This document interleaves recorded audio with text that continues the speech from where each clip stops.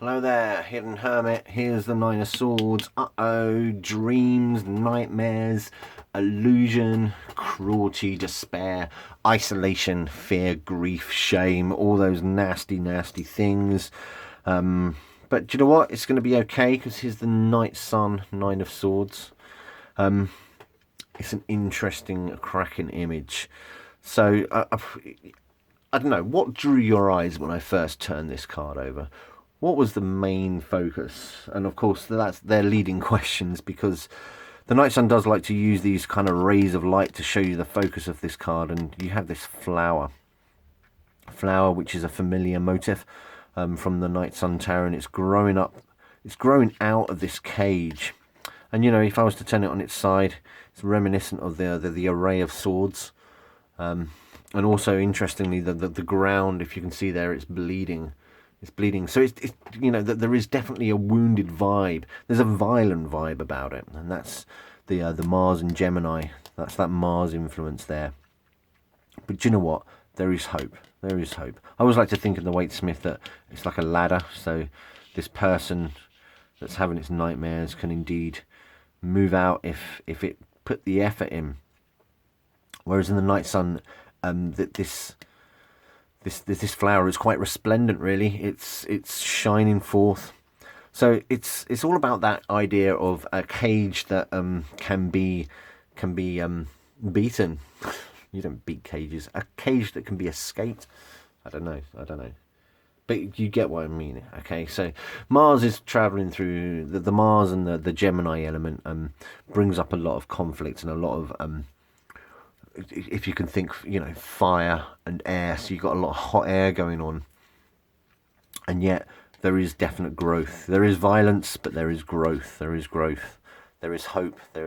Things can get better.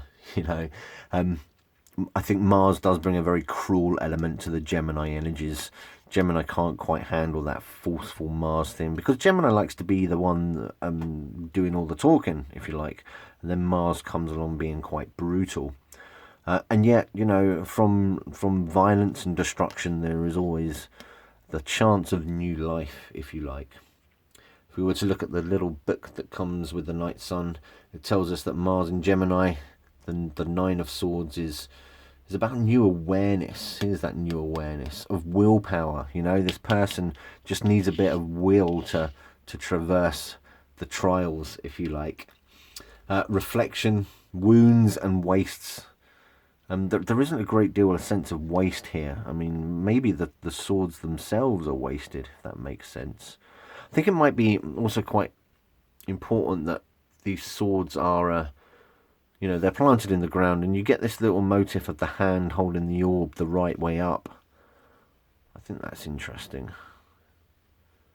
What does it mean? What does it mean indeed? Also, you know, it is the 9, so we are experiencing evolution.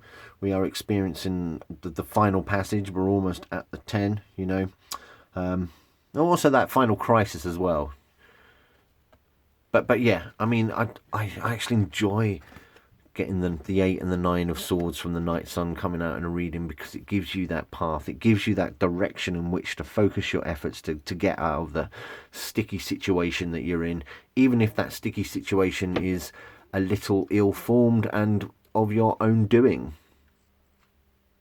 There's a lot of hope here, a lot of hope. And that sun, it looks like a sun, doesn't it? Let's be honest here. The sun shining behind the growing flower.